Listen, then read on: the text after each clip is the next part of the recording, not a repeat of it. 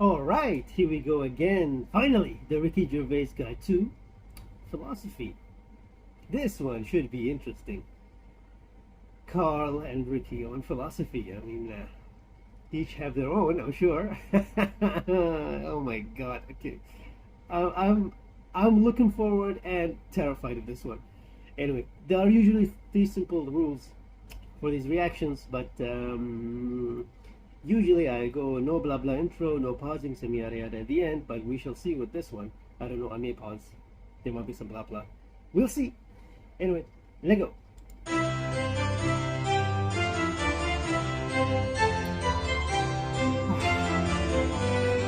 That music is so British.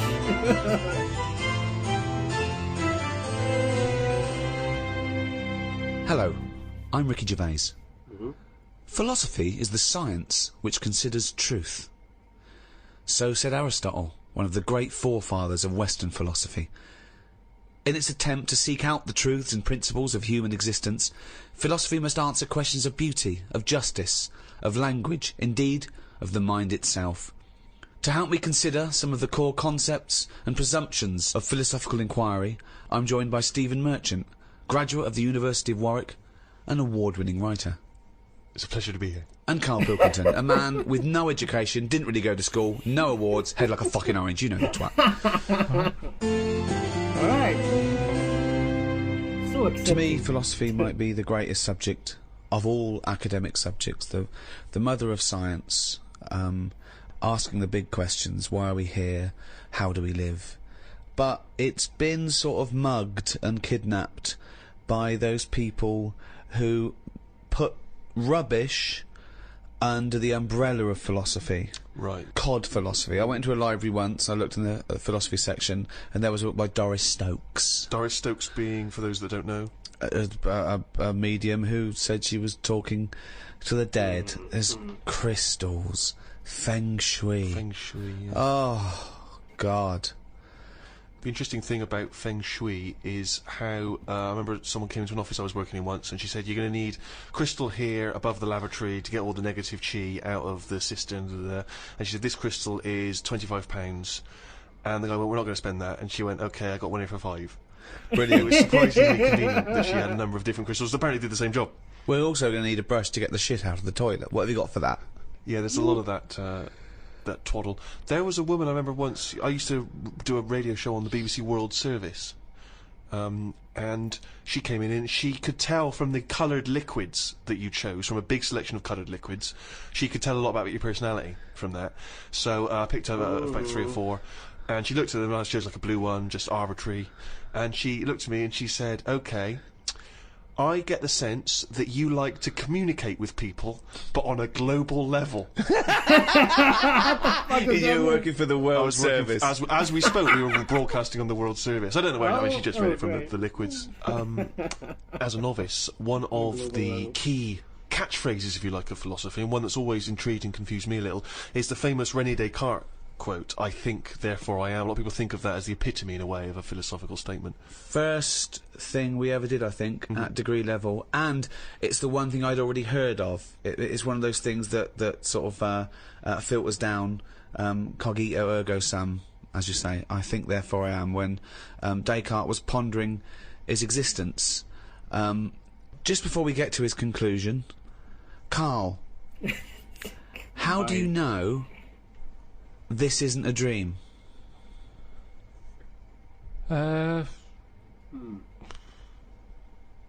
Just because I haven't been sleeping that well. No, but you could still be dreaming, couldn't you? Because this could be a dream that you haven't been sleeping lately. You could be dreaming the last few nights you haven't been sleeping. In dreams, they're different. Like, I mean, like I say, I don't have that many of them because I don't sleep that well. But when I do have one, there's something different and vivid about it. Now, if I was dreaming all this, I reckon my boiler would have been fixed ages ago. I don't think anyone has a dream that goes on for that amount of time. Well, it could be a nightmare, but the presumption... But I think you're also presuming that the dream that you could be dreaming needs to be exactly the same as the dreams you think of when you're dreaming. What? Okay, hold on. I want somebody to count the number of times and number of shows, number of things, anything where Karl mentioned his boiler, because I'm sure it's way past 10 now, at least. I mean, oh, holy shit. I cannot escape this motherfucking boiler. It's everywhere. It's everywhere. It's just his main pain in life is his boiler. Really? Why is this such a big deal? Is it really?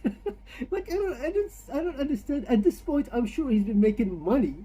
He's not broke. He's not like destitute. He's not, living on the street with a boiler, but like a a boiler that doesn't work.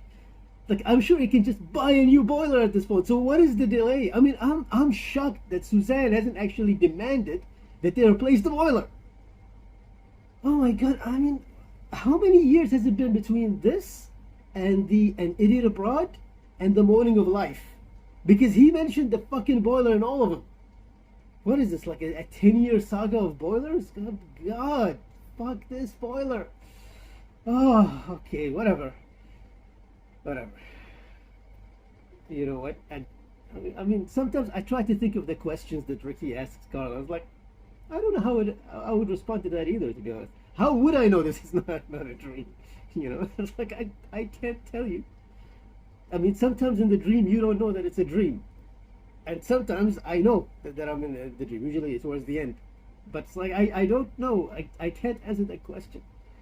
That's a hard question, man. So kudos to Karl for actually saying something. Okay, moving on. My point is, there's no way of you knowing that this life you're living now as you talk to us is real, and that it's not actually the imaginings of another Karl somewhere else. There are actually no clues, Karl. Yeah. There are actually no clues now that this is the real thing.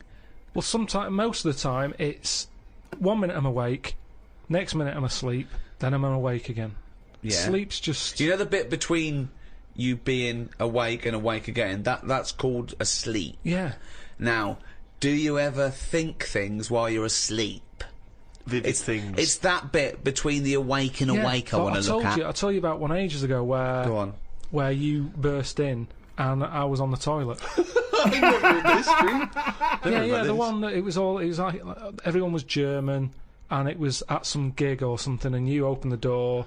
And everyone was looking and laughing at me, and I'm sat on the toilet, and you sort of said, "Oh, that's probably because you're uncomfortable with fame being put on the limelight." Yeah, like that you might be. Yeah, possibly. Yeah. But that's one dream that could be true. But yeah, exactly. Or there is a likelihood that you think, "I bet he's going to burst in."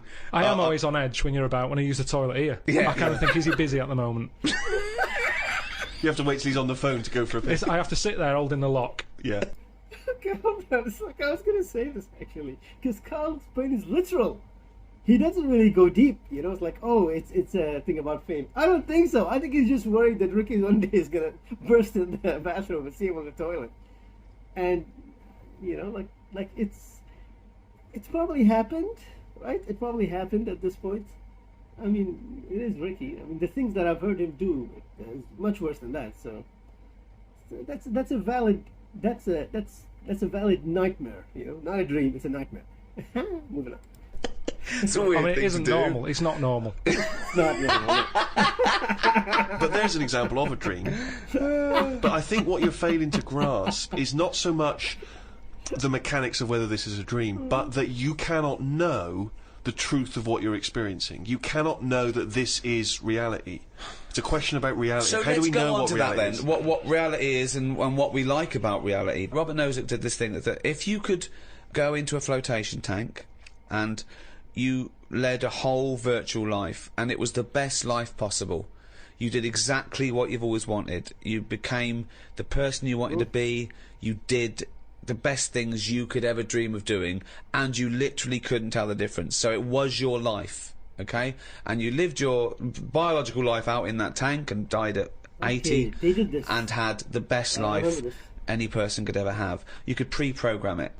Would you get into that tank knowing what you know now, knowing that you would have the best life ever, with no heartache, no upset, no loved ones dying? So what's happening when I'm sort of having a packet of munchies? Yeah. Am I having them, or are they imaginary? They're imaginary, but you can't tell the difference. It's the best packet of munchies we've ever had.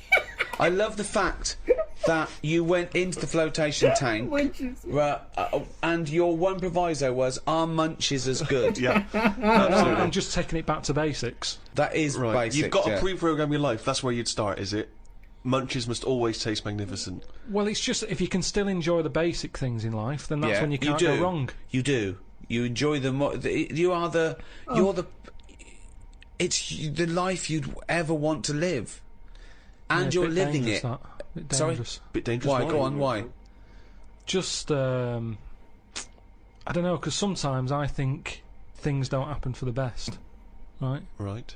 Sometimes you can sort of think, oh, I'll enjoy that if that happens, and then it doesn't happen, and you've had time to think about. But this is perfect. No, this is built in, because whatever happens is for the best. So not only when you're in this flotation tank are you enjoying yourself, that things just keep getting better or staying as good. You never have a bad day. You never have a bad day. But how long would that last for before you go and fed up with this? Well, why would you get fed up with it? Because you do something else. It's the perfect life. Bear in mind, you're not aware that you're in the flotation tank. You've made that deal, but then once you're in there, you don't know. You're not aware of being in the flotation tank. You're living your life, and it's perfect. You're happy. Well, we don't know how you would be happy. You just have munchies every day, and Right. Well, yeah, you'd get in it then. You'd get in it if you don't know you've got in this tank. If I somehow go to bed at night, someone injects me in the head, and then they go, right, stick him in the tank now, and then I wake up, packet of munchies there, sun's out, Suzanne goes, oh, it's a nice day, we'll go and do something nice. And I go, you're meant to be at work. She goes, no, I don't have to go in today. Right. I go, all right, let's go out then. Now, what's interesting there is that within this scenario, I gave you any life, you could do anything, and you chose the exact life you've got now, except Suzanne's got a day off. Yeah. Now, I both love that. Well, I was a bit sort of- suspicious, though, that she's just taking a day off. No way, willy-nilly. it's not happening now. It's not happening, really happening. You could do anything you like. But I like the fact now you're even questioning it. You're not in the tank, and why has Suzanne got a day off, right? Now, I love that, because that suggests to me that you're a nice, happy, satisfied, whatever you want to do it, contented person who's got the perfect life. However, it's almost like you haven't fully understood the possibilities. For example, you wake up, there's the munchies, sunny day, Suzanne's not at work, you go, why aren't you at work? Oh, She goes to you, hold on though, why are you flying? And you go, I just can. But you hadn't even thought that maybe you could fly or swim or hold your breath. you just gonna have some munchies for breakfast. Hang on a minute, this is day one. Oh, okay. When you go on holiday, Yeah. like I said before, you don't turn up and go, right, it's 1 o'clock, jet ski for half an hour, bungee jumping 40 minutes after that, let's have a nice roti, and, you know, try a little cocktail. And what do you do? What do you do when you arrive there? Well, you get there, Yeah. the fella takes your case to the room, Right. you have that panic of, am I going to give him too much money? I don't know the currency well enough yet, I don't know how much More things information are. than we asked for. Yeah. And the No. most There we go. mundane scenario I've ever heard. No, but this is what happens in real life. Yeah. Right, okay. So you have You that know why, scenario. though? You go, right, where's my shorts? You get them on. You go out and have a wander. In the case of You have a wander round. Why to know are you where everything copying is. real The Car life? park you did The once. shop, you know, how close the beach is. Yeah. Is it busy? Yeah. Okay, you're just telling us what happens when you go on holiday. What's your point? Okay. Because you don't want fun all in one go. You want to build to it, because that's sometimes part of it. Right. Yeah. Right. Okay. So- anticipation. Yeah. Good. Yeah. Yeah, that little bit. Yeah. It's about things taking time, innit, and looking back at the journey and going, Yeah. how did I get here? Okay, well, Right. can I ask a question? Because sorry, what I'm fascinated to know is if you decided to sign up to the float tank idea. Okay, you can design your perfect life. But I prefer not to Well, know I'm doing it. No, you won't don't. You know. won't. But I You want to won't ask know. this question. Imagine Ricky and I are the doctors. Okay, we can put you in this tank. All we need to know from you now is what your perfect life is. And we're going to program it in the computer. You're going to wake up tomorrow. You won't know this conversation's happened. You'll have the perfect life. What, if you don't mind, we're going to take notes now. What is the perfect life? You're still obviously living with Suzanne. We've got but munchies. what else? We've got munchies and we've got sunshine. But what else would you like in your magical life your ultimate life? I think I prefer... hair? No, because then I'd know it's not real. No, you No, would wouldn't never know. know. It just, You no, never it know. just came back. Ah. Suzanne comes in one day and goes, why aren't you working? She goes, look, okay, I've left my job. Can we leave the why am I at work? I'm always going to be here, right? I've got a new tonic, right, from Boots. She pops it on your hair. Boop, baby gorilla. Yeah, I don't like this idea. Suddenly Suzanne's never at work. I just think you need a bit of the badness to have the goodness. Right.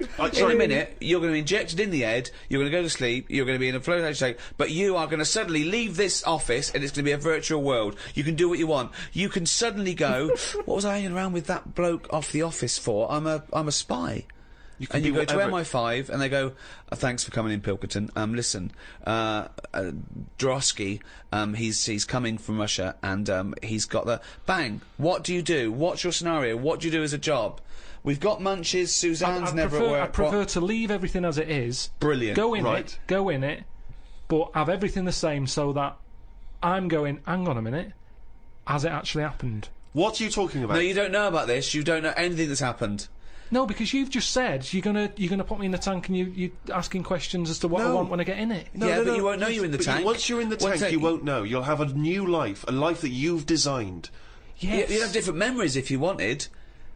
You could be 5 again, or you could be now, but you weren't born in Manchester. I prefer it to be the same, with the same memories, but the difference is, when I next get British Gas round, they go, oh, Mr. Pilkington, yes, Oh my God! The boiler is fixed. So he's to have a virtual life, so his boiler's fixed! So your boiler still goes wrong in your dream, but it gets fixed. But you don't even need a boiler! Oh. You can be the perfect temperature all the live in the time. Caribbean anymore. I don't like the idea of too much change. I don't want that much of a change. But you won't realise, it won't feel like change. Well, it's changed already. You're saying the boiler's been fixed like that.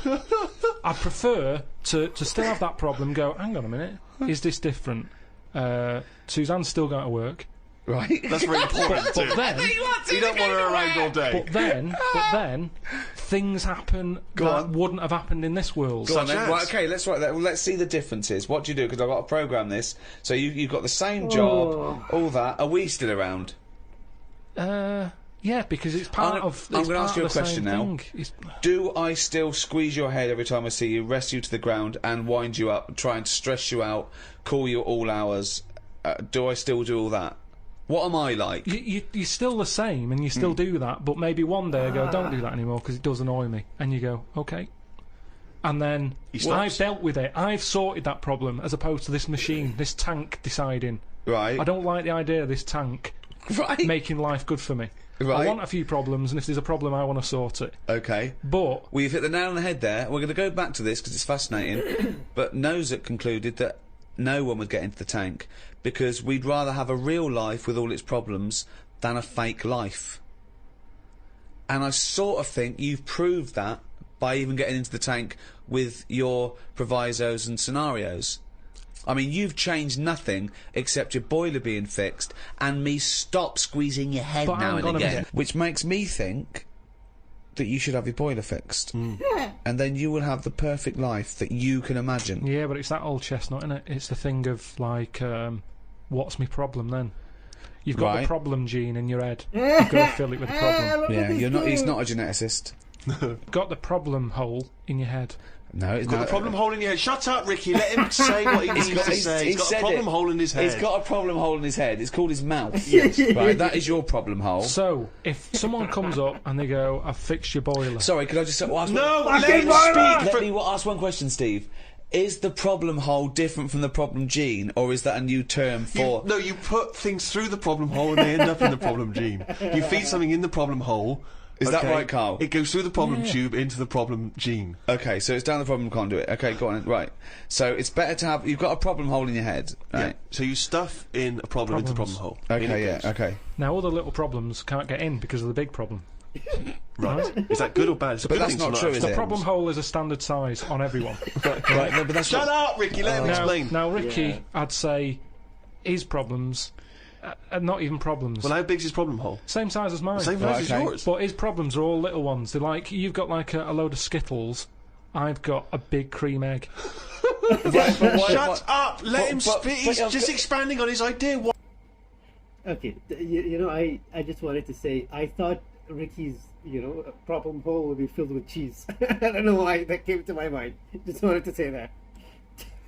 But what is his problem? What is your problem that's so big compared to my little Skittles? Loads of problems. You get stressed out about things that I'm like, what's up with you? You get annoyed easily with stuff. People chewing loudly. or someone breathing loudly, or someone coughing. Whereas I'm like, that doesn't matter. Like you say, to you, the boiler is like, get it ripped out, put a new one in. It's not as easy as that. It is! And that's why the problem ball is growing. He's got a gene, a ball and a hole. So the problem ball... No wonder there's no fucking room for a brain. Right, shut up. Let me ask... I want to clarify this. The problem ball exists in life. It gets bigger and bigger and bigger. It has to go through the problem hole, down the problem tube, into the problem gene. Into the problem gene. Right, now then. So you've got the problem ball. Everyone's problem hole is the same size. Okay. But some people's problems are smaller, so they can slip straight into the problem hole. I've got a question, Stephen. Wait. Oh my God, let him talk! Has anyone got a pair of problem balls? Or is it always just... Because ladies have a pair of problem balls? No, because Hitler had one problem ball, didn't he? But could anyone ever have a pair of problem balls, is my question to you. And some people's problem balls are much bigger than another man's. Or another woman's, right? Yeah, Right. depending on the problem. So you could have a pair of problem balls and one problem hole. The way I'm saying So supposing I came to you and said, listen, But a man starving in a foreign country might have huge problem balls. he might have, but if I went to a doctor and said I've got a problem hole, and the doctor said, well, let me see it, and he said, well, let me see your problem hole, and hanging down in front of my problem hole was a huge pair of problem balls, what would he treat first? Is my question. Well, would he look into the problem hole? He said, he'd say, take your problem jeans off. Right? I want to see your problem hole clearly. But he would put his hand or his finger into the problem hole to try and remove the problem He ball. would. Wouldn't he? He could feel the problem balls, but he'd have to insert his finger into the problem hole, wouldn't he? Right. Okay, so Karl, go on then. I'll just get in a tank.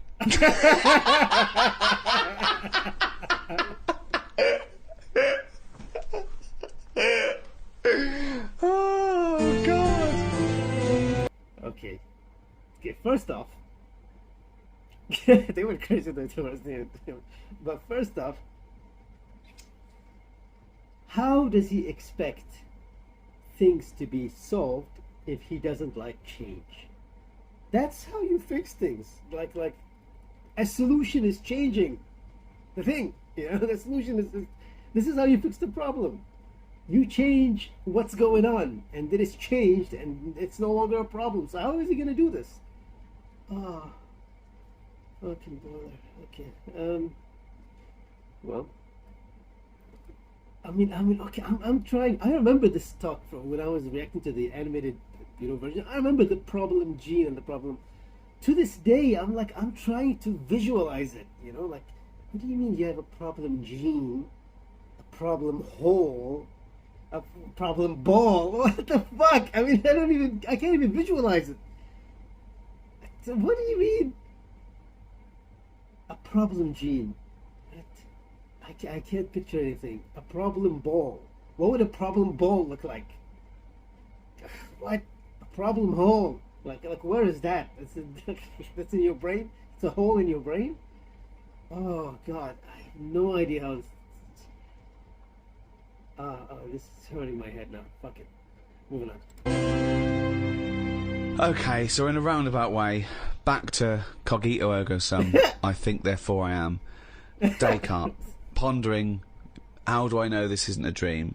Well, he concluded he doesn't.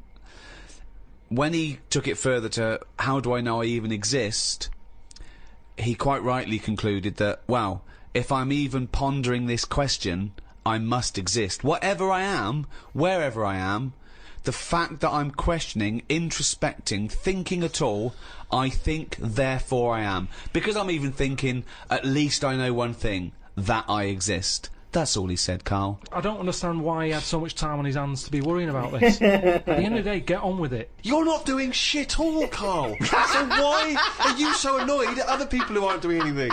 To be fair, Karl is now a philosopher, right? Like we are legitimately classifying him in the philosophy category. So it's the same, This is the man who sat in the garden, salivating, but just looking at insects. He's a philosopher. He's got nothing else to do. He's in the same category now. So yeah. You're going out in the morning, you're staring at worms, exactly, at bugs, you're staring at the sky, You're wondering why it writing hasn't fallen books on your that head. you're making up the books. That isn't researched. What do you mean making it? What is it that you're doing? One of the chapters in your book about travel was Australia. I've never been there myself. Forget it then. Throw it away. No, because you can still have. You make up stuff about a grub eating a biscuit. We're all the same. Well, I mean, what is that? That's not. But I laughed. Yeah. So I enjoyed that book. Listen, everyone like me who That bought book that is book, absolutely pointless. it is in my lavatory. Every time I pop in there for a shit, Yeah. just take it off the shelf, have a little read. Great fun. And I'm down to about 4 pages because sometimes I forget to get bog rolled. But listen, that is a fun book to wipe your ass It's a with. great It book was, to it wipe was your ass me, with. but that book was good for me. I don't know if anyone enjoyed it, but I was emptying my worry hole. Emptying Hold your on. worry hole. Is that different to the problem? Are Yeah, we what's worry the hole? It's next to it. Once a problem ball is being processed through the hole, is it deposited through the worry hole? All I'm saying is, you're right. I do watch a lot of insects and stuff, and you never see them wasting time. They're always doing something. An ant's carrying something somewhere. Sometimes I watch it and it goes somewhere and comes back again. You think, does it know what it's doing? But at least it's trying. Now, if there was a What big is it doing though? What is that ant doing? work, it's building a house, or what's the point? It's everything it does is pointless. how can you say that? It's pointless. I It's tell you just what, if there was a bigger sort of being looking over the world and they went, right, let's look at the human race, and, well, they'd look at the ants first and they go, right, they've got their hands full, they're carrying big stuff, they try to save time by carrying stuff that's way too big for them, really. They could do that between 3 of them, but they don't. They're all grafting hard. Then they go, right, hit the human button. They hit the human button, they watch the humans. The amount of people who are just sat about doing now. They're But reading hold about on. Amy Winehouse, Lily Allen in London at 2 a.m. So what? What are you doing? I agree with you, but what are you doing? You see, the ant analogy, joking aside, I think there you hit on the fact that life is about working for what you get. And I'm right behind that. I am right behind that. I think that's I think that's absolutely true. That's what I meant. What's dangerous Yeah, is but he meant- A boiling kettle to an ant. at the end of the day, right? Yeah, but that's evil, isn't it? What? You know, I mean, you sometimes make out as if I'm an evil man. We had an ant problem in the garden. Suzanne said, we've got to get rid of these. And I said, well, it's a bit out of order. They are outside. And she said, yeah, but there's getting a lot of them. She went and popped the kettle on. I said, I can't handle this. I went in, right? What? You didn't want to see the ants burn? That's sweet. You know, they're there. Yeah, they might be causing a problem, but I don't want to see this mess. Now, the thing is, she went out. She poured the hot water on it. I left it a few minutes. I went out. I had a cup of tea. I thought, it's a waste of electrical Kettle's light. full, yeah. So I took my cup of tea out there, and I'm sat there, and then I just saw one come back from wherever it had been. One ant. He looked devastated. Because that had been away. As far as that was concerned, it had been out to get a leaf or whatever. Came back, devastation. And it's that's the thing. It summed up death for me. That the ants that are dead, they didn't know anything. Suddenly they were there. Next minute, load of water, dead. It's the people who are still living in life that are the saddest, aren't they? After death, and that summed it up. What do you think? That ant would have been better off being there when it happened. How could you tell the ant was... What do you think? So you Just the saw way, him, I mean, they run around in circles anyway, don't they? But this was just kind of going, what's going on? and what did it slow down when it got nearer the nest? Did it drop the leaf, and then you see it run the last few inches? It just kind of got close, and it was like a double take almost. Almost like it got near the hole, and then it was like, hang on a minute, this can't be it because no one's around. And then it walked on, and it went, no, it is the hole. And it went back, and it just sort of stopped for a minute. Ah. And that for me, that's the sort of thoughts Descartes should have been having.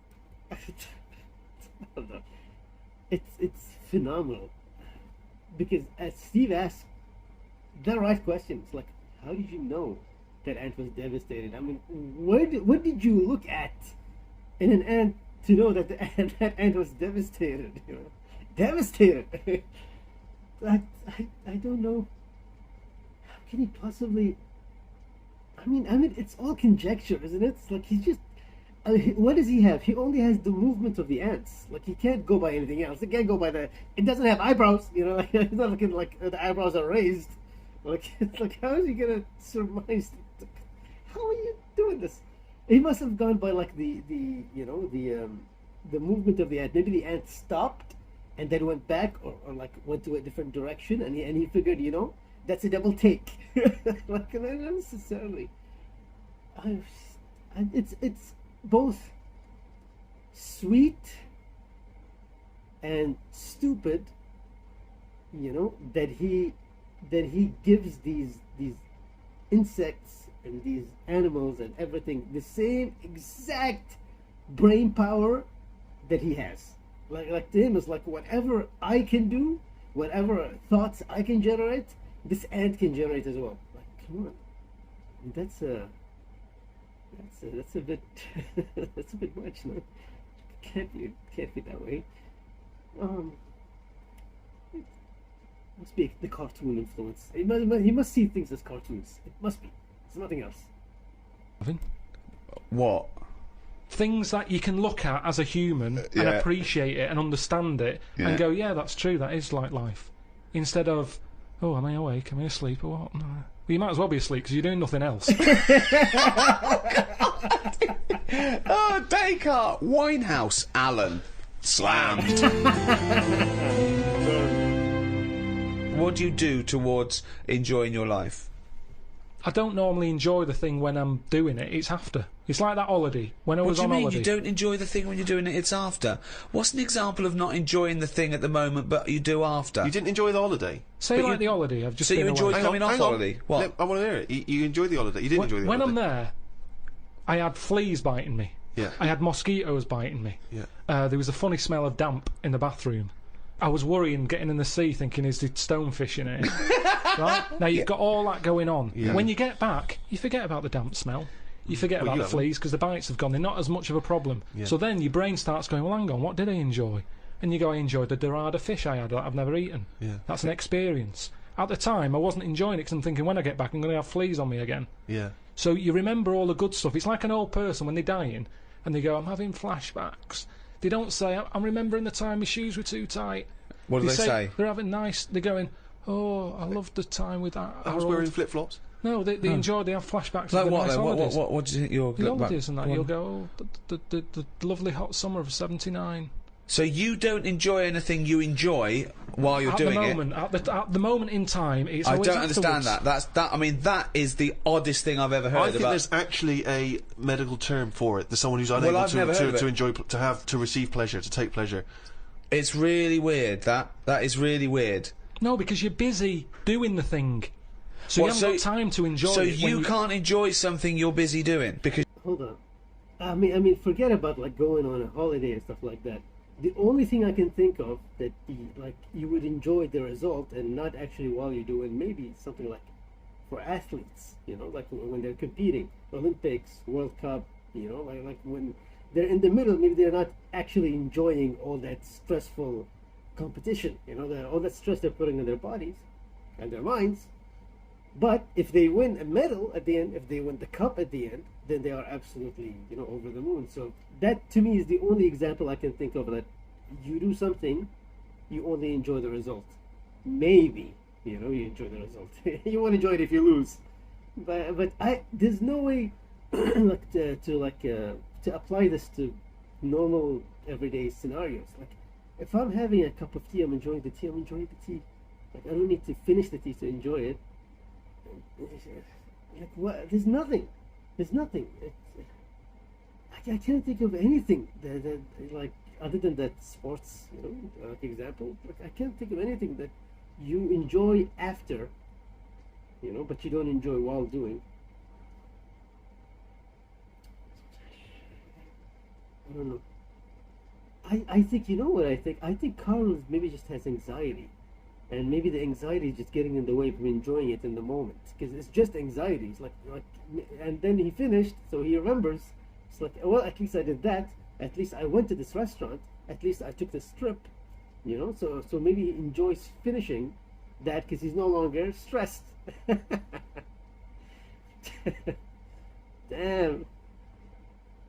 It's possible. Right?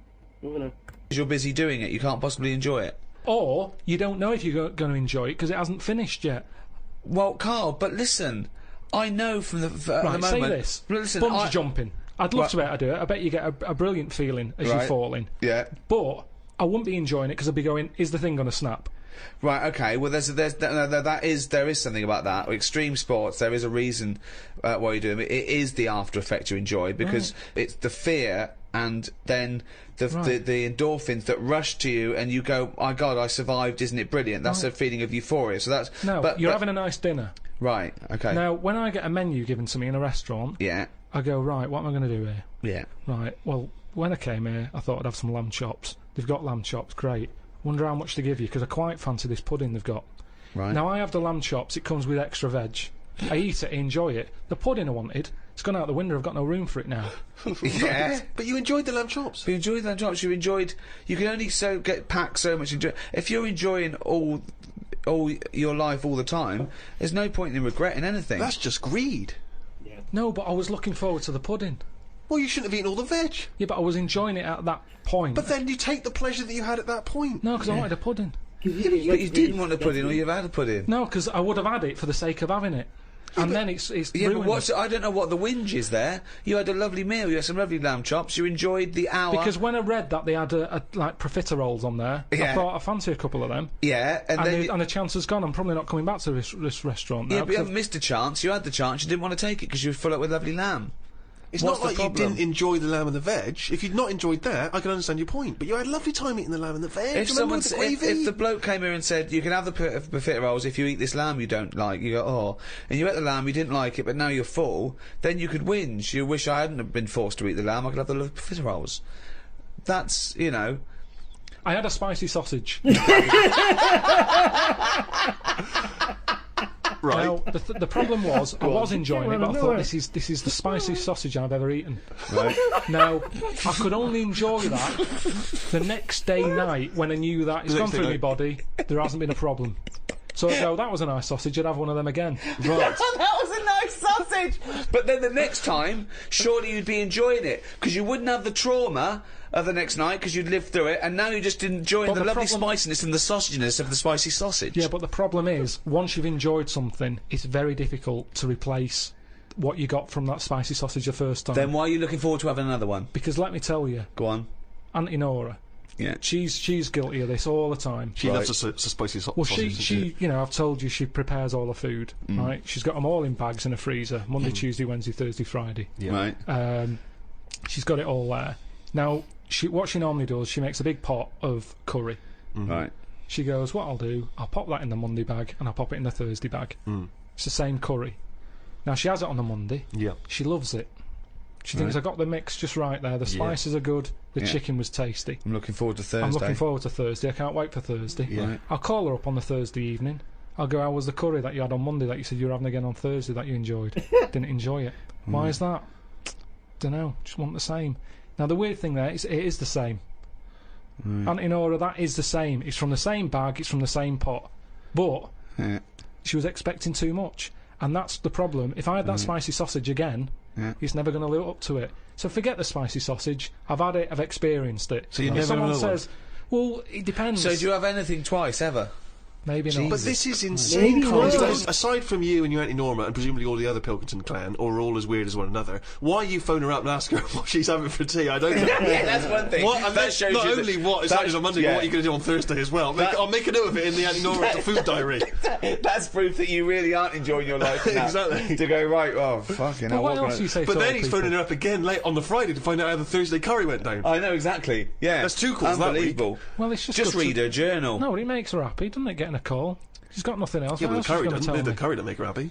No, she did the first They time. loved it on Monday. We didn't like it on Thursday. Now, the question is it better to enjoy something once and not again than not at all? But you're an What do you idiot mean? because you're the That's only not the person who choice. experiences this. That's not the choice.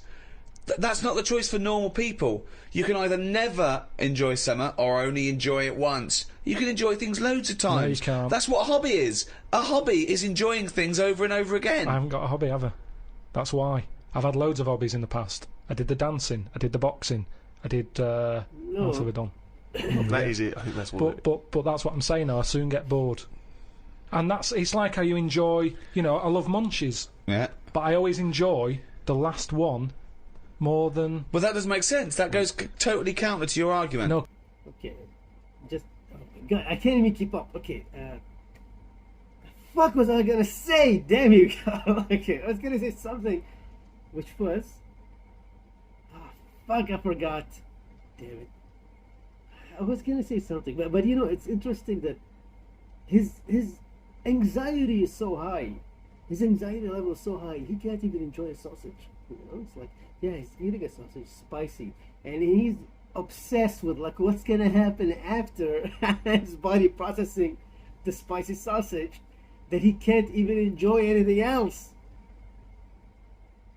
Oh my god. And he also said something. He said, you go, he said, you do something, like you have the, you know, like the dessert for the sake of having it.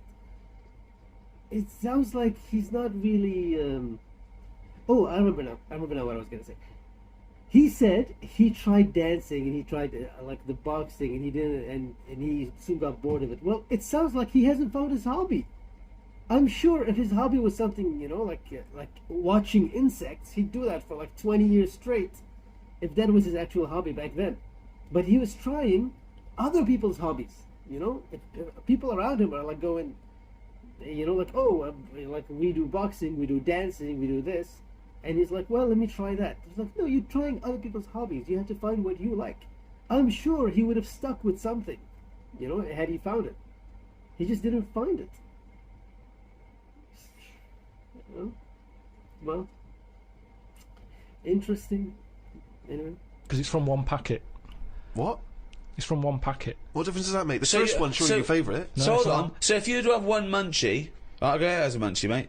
You'd No. go, I'm not going to take one unless I can have all of them, particularly the last one. But what Well, is... no, I'd like to have them all, please. What? No, you can't have them all. Don't be so greedy. Have one munchie. Have the first munchie. There But you I'm go. going to have one, and then I'm going to get a taste for them, and I'll probably want another. Well, no, they're my munchies, though, aren't they? I'll Do you keep them then, forget it. Well, look, so you'd rather have no munchies than one munchie? I'll go and buy a packet. I'd prefer to go, do you know what? I fancy a packet of them. But why do you enjoy the Okay, why wait. do you enjoy the last munchie more than the first? Whereas you know you that's the enjoy the last first one. curry, but not the But second you know it's curry. the last one. Because I'm eating them all in one sitting. I'm not going, that's for Monday, that's for Tuesday, that's for Wednesday. I'm Right. talking about a packet of munchies. Right. I eat them. There's probably about 12 in a packet. Okay. I shove the first 4 in without even thinking what I'm eating. Really bastard. Without even thinking about what I'm Right. eating. Now, then when you're getting towards the end, you make them last more. You might bite the top off them. You look what's inside them. You go, I'm liking this. But You know hold that on, last what, one? every time? What, every time you buy a packet of munchies? Yeah. Yeah. So, hold on, though. You must enjoy a packet of munchies regularly, then? Not as often as you think. They have Well, an I don't offer on know. them. Well, No it's not opinion. as I think. I don't know. So tell me how often you enjoy a packet of munchies. Normally after sort of maybe once a month. So, every month, you look forward to a lovely packet of munchies. And the same experience. Yeah, you but like at the the first end, one. I like the last one. The only thing you know you enjoy, look forward to enjoy, and it fulfills all those expectations is a fucking packet of munchies once a month. Fuck me.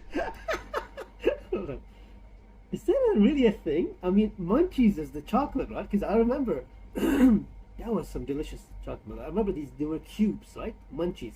That must be it. Is he saying he has one packet of those a month? Because my brain can't process that. You know, like this must be a very old lifestyle where people have like a candy bar once a month.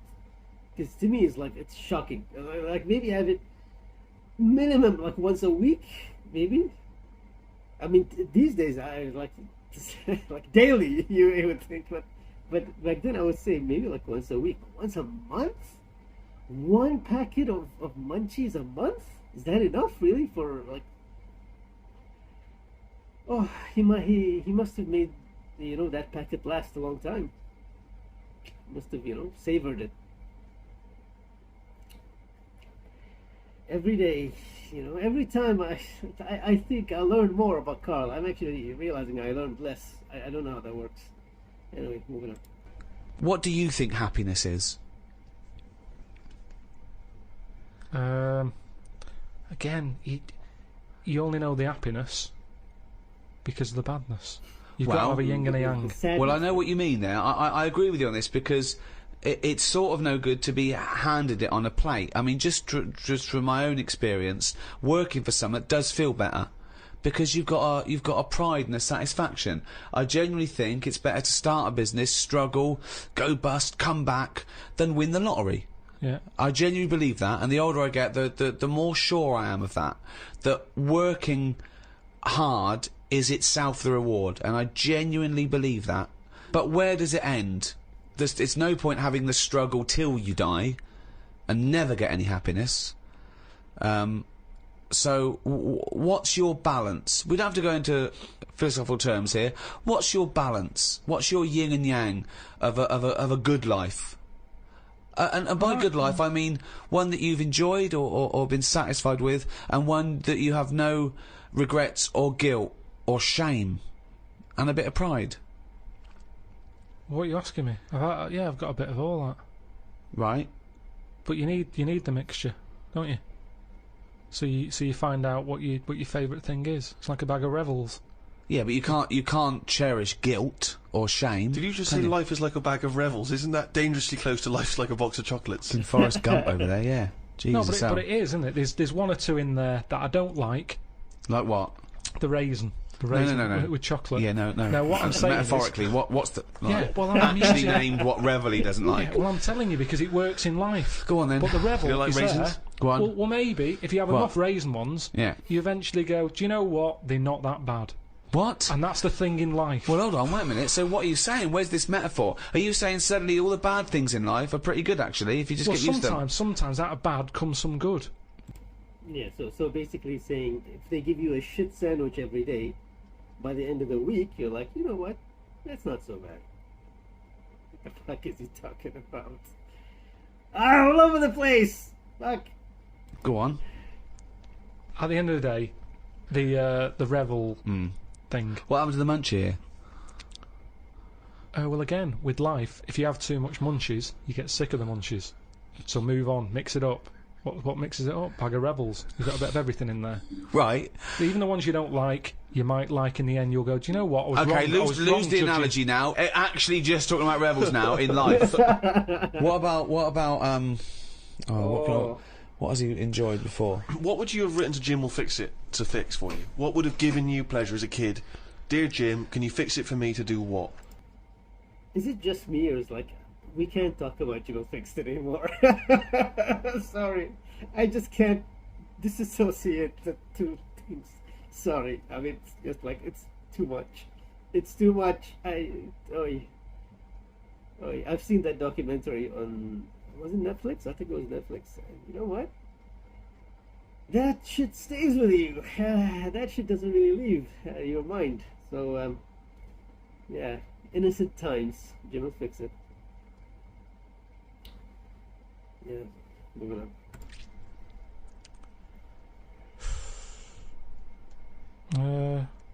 When I watched Jim will Fix It as a kid, they never really lived up to what the kid wanted, did they? But what would you have requested? But I don't think I would, because I think I saw how disappointed most of the kids were. God, it's a kid like whistling, they brought out Roger Whittaker. Yes, because they look at it, they go, can you fix it for me to go into space? No. Can I dance with Bananarama? No problem. That's the ones they pick. Yeah, so that's why I wouldn't write in, because whatever you ask for, you're always going to get a watered down version. But if Jim could fix it for you to do anything, what would you have chosen? Boiler. Things I wanted as a kid. Boiler. Let him just fix one the boiler. thing to choose. One thing, please. That my name was Brett.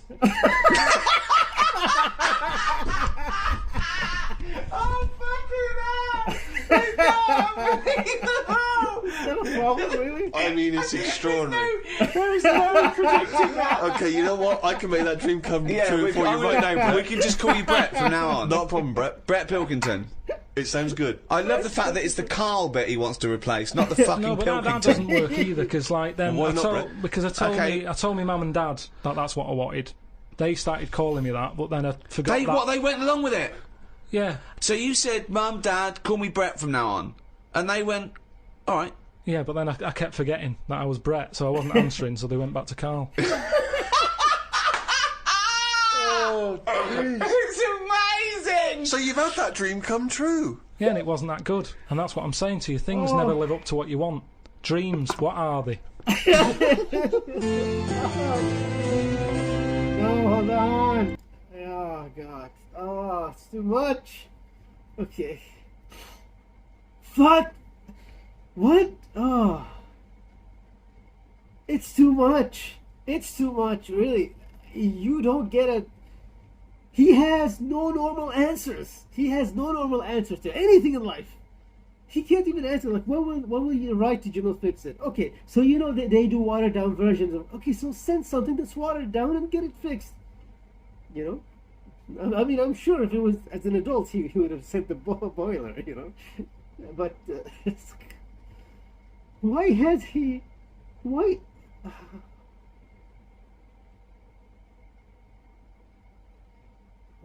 has he got no normal answers? Is this some kind of a thing? Is this some kind of like a psychological? Is this like a condition? You know, like, is it the stress? Is it the anxiety? Is it the fear of getting the wrong answer? Is it just the fact that he lived the most, you know, bizarre life in history? What is it? Because I'm absolutely fucking shocked that he cannot deliver a straight answer to anything. Anything. My name is Brett. Why? Where did that come from? What was it? Was it Brett? He was a kid. He was in the 70s. Who were the Bretts of the 70s? I can't think of any famous Bretts in the 70s. Fuck my life. Okay.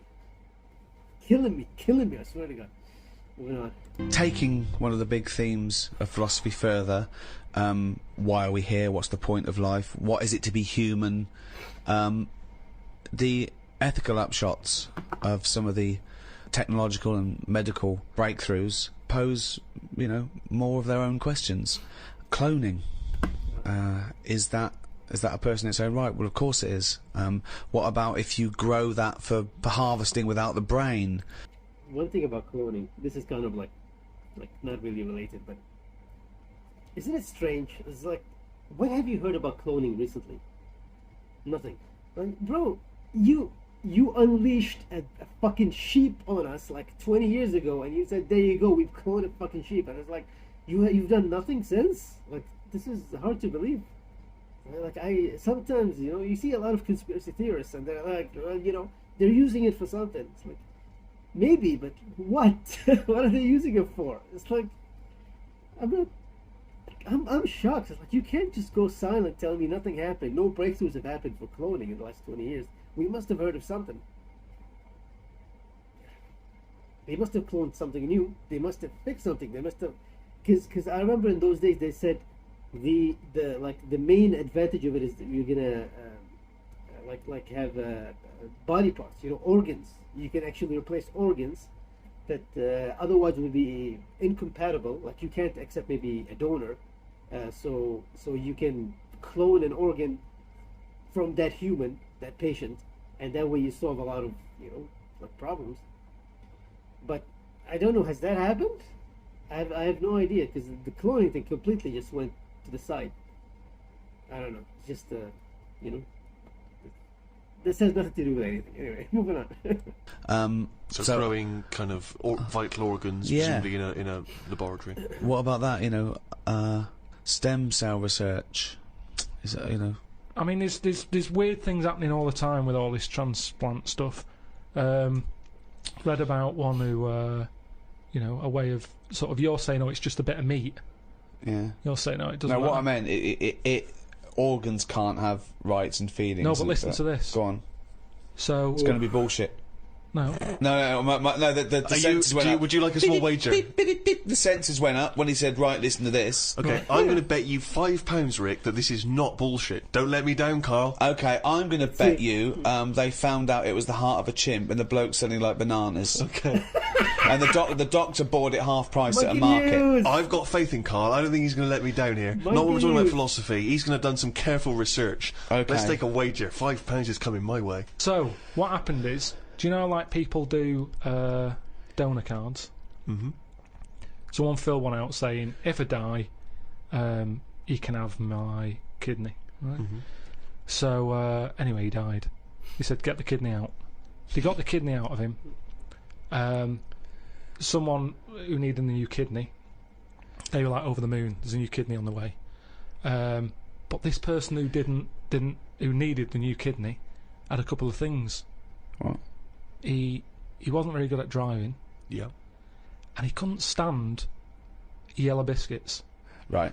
Couldn't stand yellow biscuits. Okay. He just didn't like them. There was Okay. something, he didn't know why, he's just Okay. never liked them. Anyway, they pop it in, he's having his tests done, he's in hospital for a couple of days, goes home, goes, could do with a yellow biscuit. What the fuck's a yellow biscuit? Just a Banana baldies? What are you talking about? just a yellow biscuit. Who decides? I like all biscuits except yellow ones. Where is this I'm just telling you what supermarket? happened. Right. and Well, it I don't turned know out why. I don't know what the colour of the biscuit's got necessarily got to do with it. It's like a phobia. It's an Right. odd phobia. Oh, so he fears the combination of yellowness and biscuitiness. Right, so a bloke... He doesn't mind biscuits. I don't mind yellow. Don't ever put them together. That's my worst nightmare. So, right, I'm confused as to who's got what, whose Okay. kidney. There's a bloke's received a new kidney. He hated biscuits. He's that not were very good yellow. at driving. He hates custard creams. Right, but now, suddenly, after the hospital after the operation, I custard really cream. fancy yellow biscuit. Yeah. Okay, does he go out for a drive at any point? He went driving and Right, loved because it's driving. going to be terrible. He loved swerving driving. all over the road. What? What? Hold on, what? He loved driving. He liked driving all of a sudden. What? But he hated it. I know, but this is what's weird. It's bollocks. The kidney is a filter system. But if you have something for long It's enough... like getting a new tea strainer and suddenly liking yellow biscuits and driving. No, The kidney has no impact on anything. no. It's like how if you knock about with someone, you pick up their little things that they do. Right. Suzanne kept saying to me, that's a The nonsense. I said, liver. stop saying that. You've suddenly picked that up from someone. I said, you've never said that before. And you've done it 3 times in about 2 days. And it's the same thing. It's the same Jesus thing. Christ! Living with Karl. He doesn't like me saying nonsense. I don't know why. But let's be honest, if you're going to live with Karl, you're going to use the phrase, that's nonsense. You're going to start quite a coming lot. up with more and more bollocks, nonsense, rubbish, shit. Round-headed fool, you've picked that up from someone. You've used that 200 times in the last 3 minutes. Head like a fucking orange. Stupid fucking bald cunt. Where'd you get that from, Suzanne? You've said it 3 times just during Fucking breakfast. hell, dim-witted half. Steve, £5. Yep. Without question. A big question, particularly in the area of philosophy of the mind, is what is intelligence? It's just... it's what you know, isn't it? Well, that's knowledge, isn't it, really? You know, it's a form of knowledge, intelligence. No, I don't think it Being is. smart, at least. Why Being not? smart. Because intelligence, really, is everything from the ability to retain knowledge, to understand it, to apply. It's probably a little bit like the difference between how fast the computer is and how good the program on that computer is. It's no good. I'd say I've got a brain that can work stuff out. But sometimes, if I tell it too much, it can't remember all of it. Now, if I had a brain that had loads of memory space, Yeah. tell me as much as you want. Well, that's important. That's And you important. keep it. But yeah, but that some people say that's what intelligence is, isn't it? Memory. It's no good saying he's brilliant. He learns 10,000 facts a day. Really? Yeah, he forgets them the next day. Yeah. Yeah. Well, that's Right. what I'm saying. Well, yeah, but what good is that? Trivia is nothing. It No, doesn't it's show good. intelligent. It's It good doesn't. for chat. It's good for chat, innit? When you're out and about, if you meet a stranger, it's good to drop something in, like, you know, Go on. What would you drop in? To show you're intelligent. Well, just to make... You've just met me at the bus stop. You think, here's a nice fella. Steve's at the bus stop. There he is.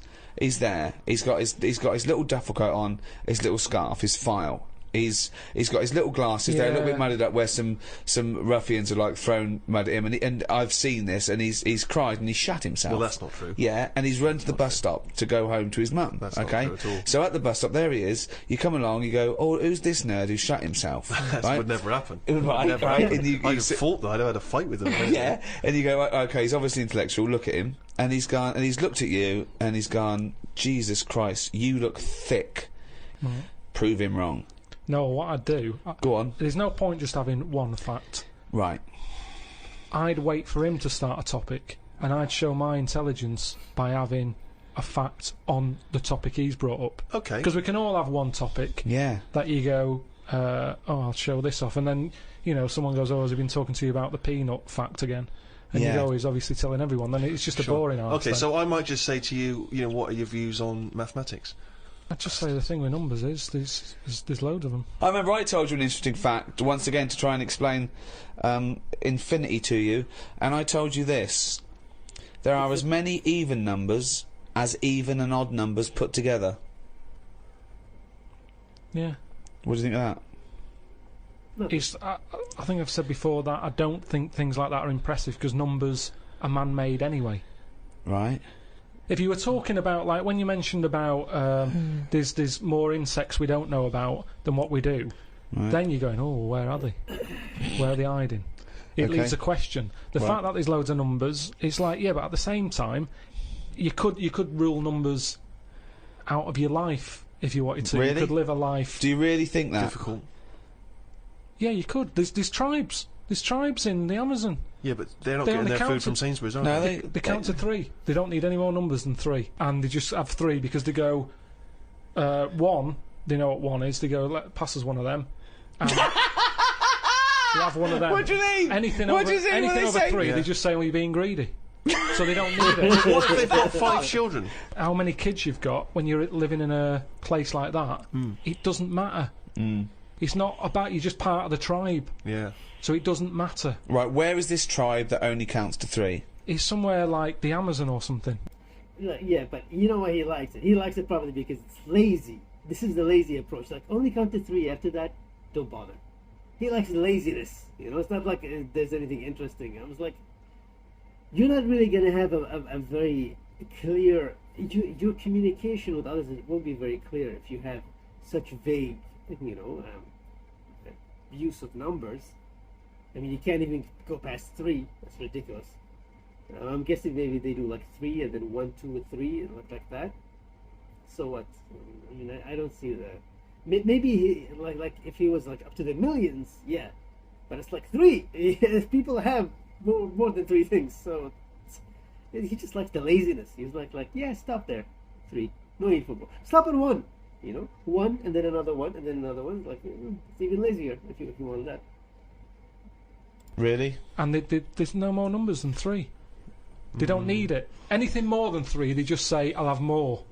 Right. Or give us another 3. There you go. But Give they us don't another need 3. Well, yeah. Yeah. Or another 1 or another 2. But what if they need Exactly. 200? That's complicated, isn't it? Well, you just keep going, give us 3, and then just keep That seems asking a for slow 3. way of doing it. They've got nothing else to do. They're living in the Amazon. Alright, I'm at the bus stop. Oh, here's your boss. So far, you've told me nothing about maths whatsoever. So you're concluding that he is dim? Fucking idiot. When I was on holiday recently, Yeah. I got talking to an old fella, because where I went, it's mainly for old people. I got chatting with him. You could tell he had a lot of money. Yeah. He sort of tanned. He had that sort of rouge-coloured sort of jeans, Oh yeah. which is always sort of... Telltale sign. It's kind of like he's got money. Yeah. And The red jeans are twice as much, sir. It's okay. I've got money. yeah, it's either that colour or yellow. But you Yeah. can carry it off when you're an old man, and especially with the tan, you think, yeah, he's got a few quid. I'm a millionaire. Do you have any yellow jeans? We've got one pair, sir, but For no the one. most expensive Yeah, they're in jeans. the back room. Could I just see your bank account first? There it is. Oh yeah, you can afford yellow jeans, all right, sir. Come this way. So I got talking to him, and it turns out he had a cruise ship. Right. Loads of money. Now, I was chatting to him for about 10 minutes. Yeah. What colour was his jacket? Said he didn't have a jacket on, just a white shirt. He's wearing red jeans and a white shirt. Yeah, sort of leather slip-on shoes that I can remember. And how old is he? It's hard to tell because he was well tanned. Right. Was he an attractive man? He's a good-looking fella. So he's rich. So you saw this rich, good-looking bloke with just a shirt on. Oh, he had a shirt and his pink Yeah. pants. His picked So- hands, and he just went over Well, and I struck don't up a understand. conversation. I don't know. Why did you notice what colour the crotch area was? Yeah. What? Why did you notice what You were colour looking very much at the arse I and the can see crotch why area. you could see, if you're looking at his face, you could see a white shirt, but tell why you could you why, see I'll tell you what why. colour This is what I'm the telling you. fabric around his This is what testicles I'm were? saying. You saw a good-looking old man sat at the bar. You went out and bought him a drink. Yeah, you I was waiting noticed for the it- barbecue to open. Right, okay, and you I got noticed a there man's... early. So you noticed So a it was man's 9 in the morning. trousers. No. Yeah, no. I was annoyed. I Right. don't like late nights on holiday. Right, okay. With jet lag. Suzanne said, let's go down there early tonight. Right. I get there, I find out the barbecue's not for another 40-odd minutes. What time was The it? holiday rep. Well, I don't know, it starts at 8. You're so I had to noticing wait for people, 40 you're minutes. noticing old men's genital coverings, but you don't know what fucking time it is. Yeah, but what Get I'm your story saying, What I'm straight. saying to you is, the Right. reason I noticed his pants is because what he was talking about, Right. there was no reference points. I didn't have a clue what he was going on about. Right, what was he talking about for your eyes to wander down to his penis, is what I'm trying to say. What made you look at his penis? Because I got bored.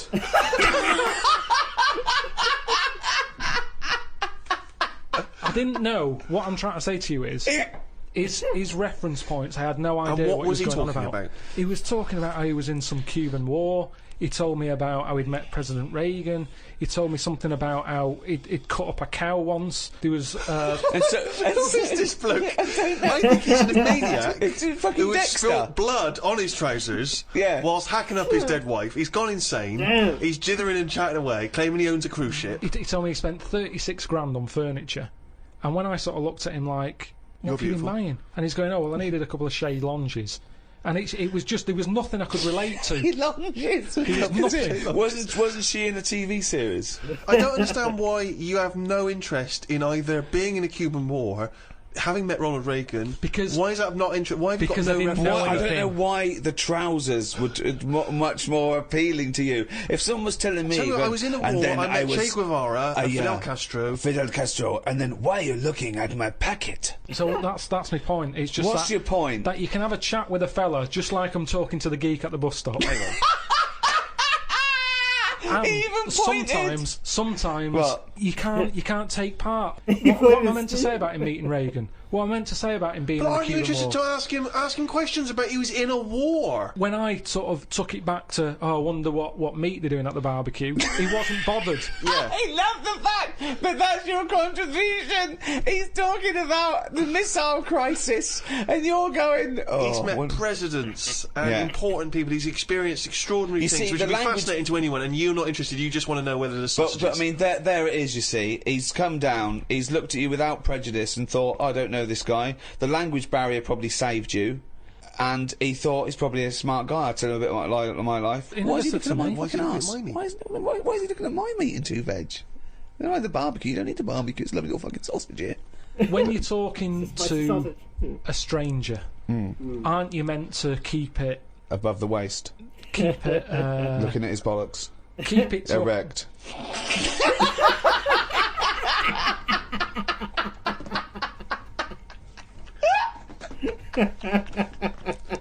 I made Carl laugh. That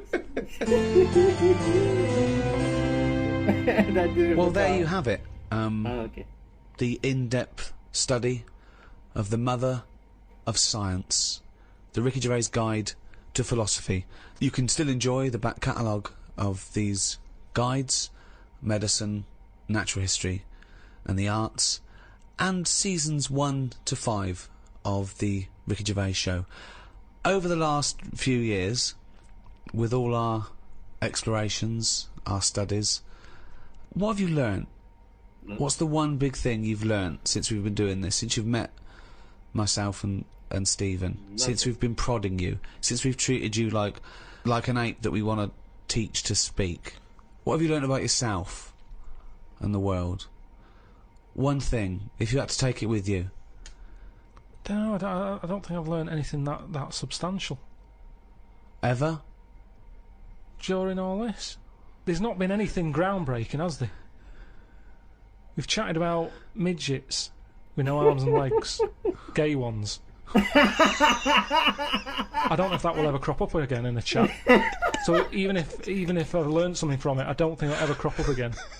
So it's no use. That's what I'm saying to you about information and intelligence. It's if you can use it. There's So no you're point having a brainy saying head. this series of audiobooks at the price of £1.95 is absolutely worthless and pointless? Yeah, I suppose it is. Yeah. Pretty Thanks. much, Good night. There you go. Okay. It seems, I did suspect. It seems I fumbled up the sequencing of these. This appears to be the finale, the full finale. So I don't know. I'll just find the first one and I'll go back and we'll reshuffle. But this was a spectacular one, to be honest, and huge chunks of this I remember vividly. Again, it's the animation, like it sticks in my brain because they did it so beautifully with the animation. It just the animation added humor, in parts. That's just like it took it to a whole new level, and that's why I remember some things. But there are parts that were left out, maybe significantly. It's clearly it may be clear why they were left out. I mean, the part at the end where Steve is talking about like he may be like a guy who just murdered his wife and stuff. Maybe they figured, what, a little too dark for for this Hanna-Barbera type animation. We don't want to see like a Freddie Flintstone, serial killer kind of thing. Well, what has he learned? What has he learned in this thing? There's nothing. This is not about learning anything. Ricky gave him a few quotes, and he told him about a few people.